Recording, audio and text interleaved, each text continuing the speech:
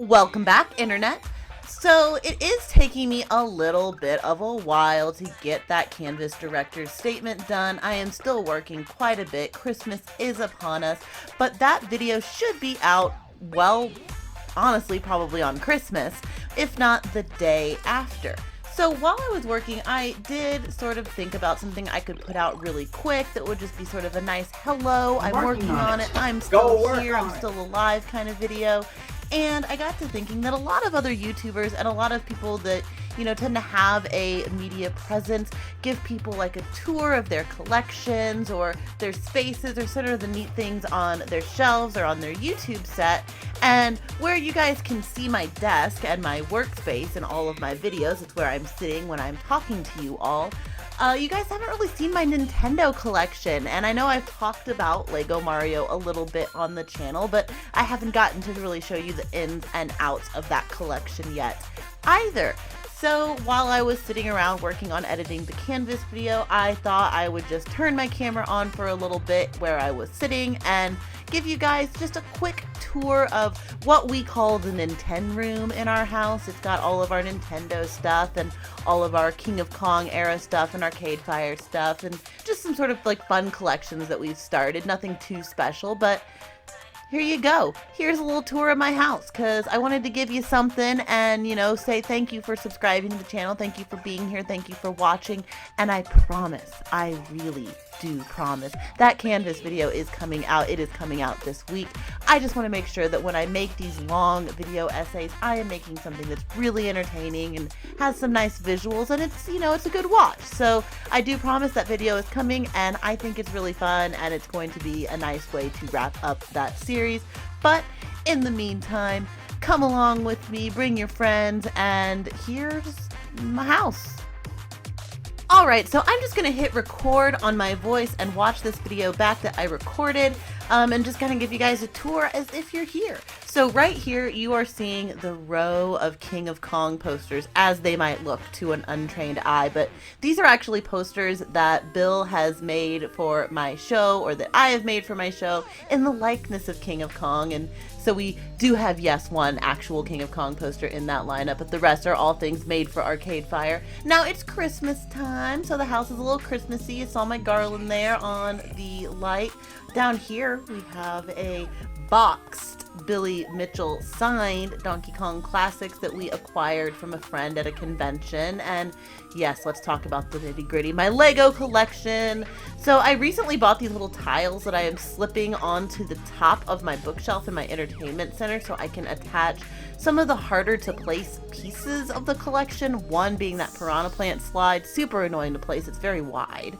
And I tried to kind of keep it cohesive in a level that Mario can get through even though it's on shelves. So you see the little bridge over the lava that I have on the desert tile. And here we are back at Mario's house and I have his little hammock and bed and it's of course next door to Yoshi. Down here I just have like a little Toad Island going with some of my blind bag sets. So once you go right under Mario there, you've got Toad's house, you've got Toadette. I had a little Goomba up there in the tree for fun. These are pieces from the Toad's Treasure Hunt set, but I've kind of mixed them in with some pieces of the starter kit and then obviously some tiles and just other Lego bricks that I've bought. Coming down here to Boo's Yard, which is one of my favorite sets. It's just adorable. It's a cute little haunted house. It's very self-contained, so don't have to think too hard about displaying it. Here's where I really mix some stuff up. I have a blue tile down there to kind of represent a water level. I've got some of my fish and aquatic blind bag guys, some other pieces from Toad's Treasure Hunt, and then a flag that you get in the fortress part where it's just got Mario's little M when he wins the level, so I put that down there. Going over the PlayStation, you can get a mushroom and see Monty Mole Part 1. I'm actually looking for Monty Mole Part 2, so if you see him, hit me up. And then, of course, on the top here, I had to kind of put my tallest guy, which is the Wampa. He is super tall because he actually drops down from this big spire you put him up on and hits that little skull bridge down there. It's actually one of my favorite sets. I just think it's really clever and adorable, but it's way taller than my shelf, so he has to kind of go on the top of the shelves. Coming down there to Dry Bones, and then just a little sign from the Toad Treasure Hunt.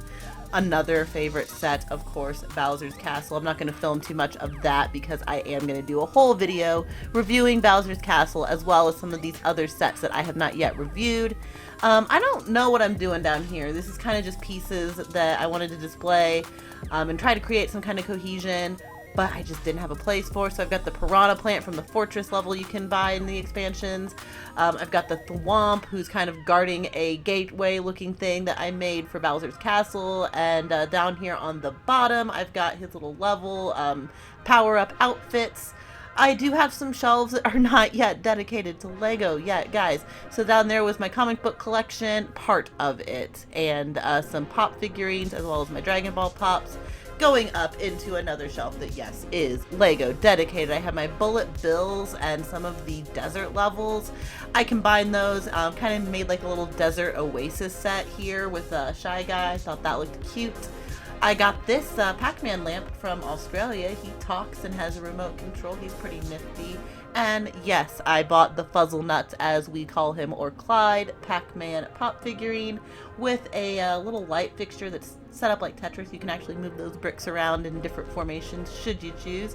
This is just random arcade memorabilia, friends of arcade memorabilia stuff. Slimer, because I like Slimer, and Ghosts. I have a little mini Galaga. We have Ken from Street Fighter standing up there, one of my favorite Street Fighter characters. And then, of course, I'm going to prominently display my copy of King of Arcades, my friend Richie Knuckles there. And I don't want to talk about how much I spent on Steve Weeby's album, King of Song, but yes, I do own it. These guys I actually made. They're little resin pins of the one and only, and we still have a couple of them left. I think that's the last 3 I have left. The rest have been sent around.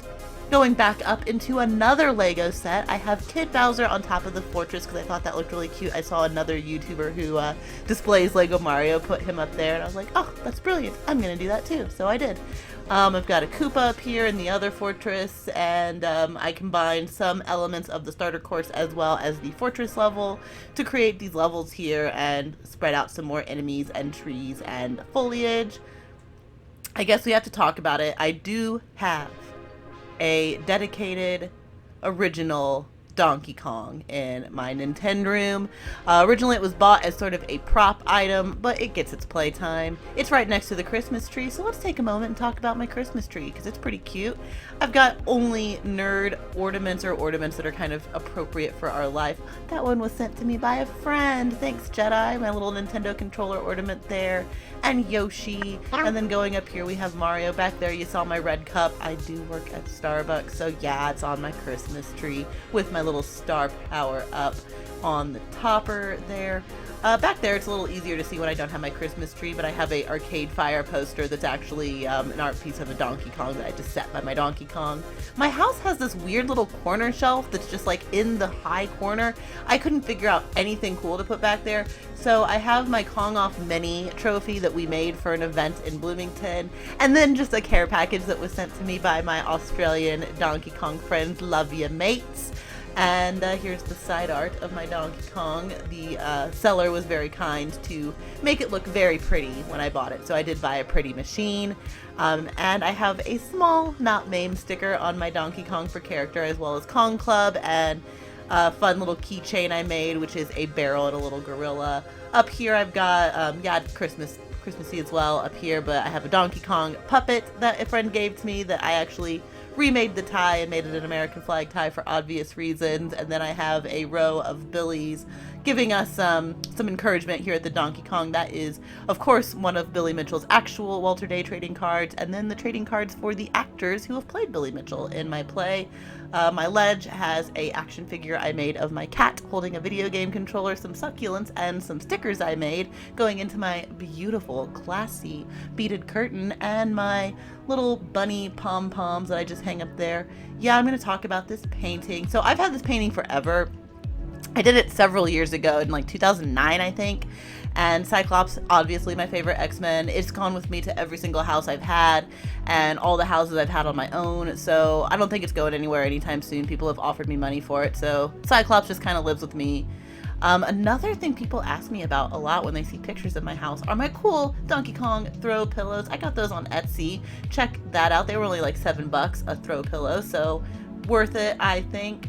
And I also have a blanket that kind of makes the back of my couch look like a giant Nintendo, as well as a blanket that makes me look like a tortilla when I take naps, because I am basically a human burrito. Now over here is something that's kind of interesting. Obviously my boyfriend and I do have trading cards from the one and only Walter Day there. Mine is for the creation and writing of my play Arcade Fire, his for sound design, as well as his work writing some of the music. Passing a little glow-in-the-dark Space Invader I acquired from I guess frenemy is what we'll have to call him. And of course, Billy Mitchell's framed headshot on my wall. I have a USB port, little boo light, and a vintage Pac-Man cup that I keep all my random crafting tools and pencils and stuff, as well as some more commemorative hot sauces from events that I have done with Billy and Walter Day's amazing Superstars of Gaming's book. Pick that up.